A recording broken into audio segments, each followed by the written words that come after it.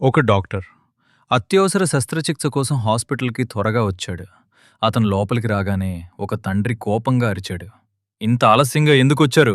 నా కొడుకు ప్రాణం పోతుంది. బాధ్యత అనేదే లేదా? డాక్టర్ ప్రశాంతంగా అన్నాడు. సారీ, నేను ఎంత త్వరగా వచ్చాను. దయచేసి కూల్గా ఉండండి. నేను నా పని చేస్తాను.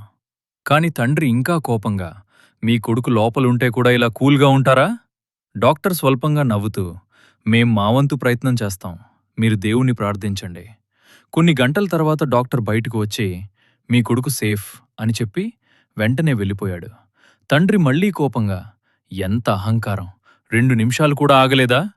అప్పుడే నర్స్ కళ్ళలో నీళ్లతో చెప్పింది, నిన్న డాక్టర్ గారి కొడుకు యాక్సిడెంట్లో చనిపోయాడు. అతను అంత్యక్రియల్లో ఉన్నాడు. కానీ మీ కొడుకును కాపాడడానికి అన్నీ వదిలేసి వచ్చాడు. తండ్రి మాటలు రాకుండా నిలిచిపోయాడు.